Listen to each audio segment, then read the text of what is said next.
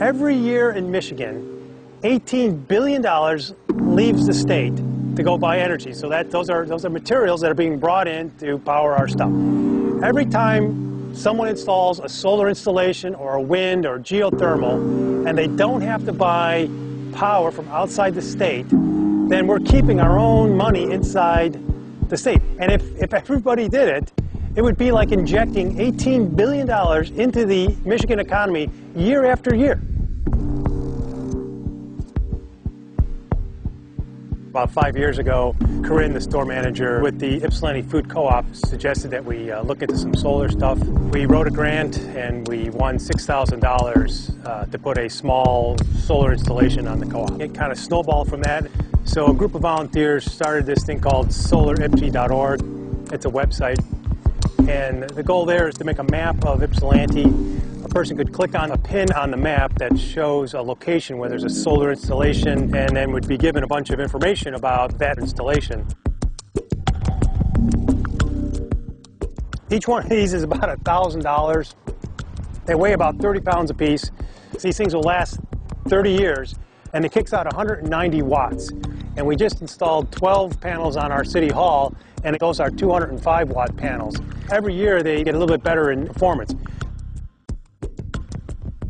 So if you want to power a typical household, in my house we use about 350 kilowatt hours of electricity per month on average.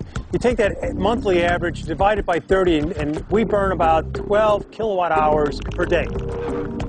Sandia National Lab has made a map, and what they've said is in Michigan you can just pretend that the sun is parked right over your panels perpendicular for 4 hours a day.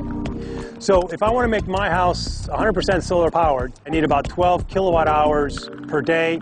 If I got 4 hours to capture that, so I need about 3,000 watts of panels.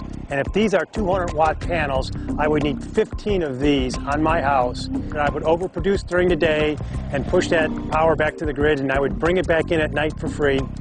Would make my house 100% solar powered.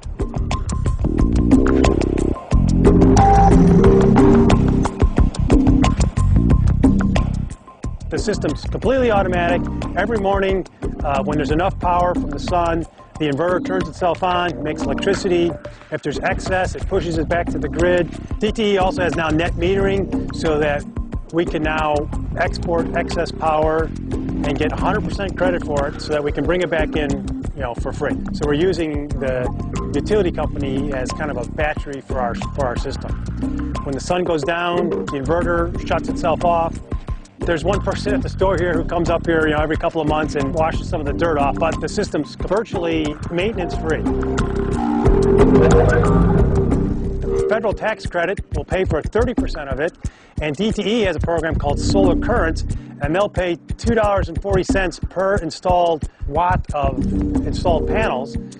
So with those two incentives in place today in Michigan, even though we only get 4 hours of peak sun a day, it's cheaper to use solar power than it is to use utility power today in Michigan.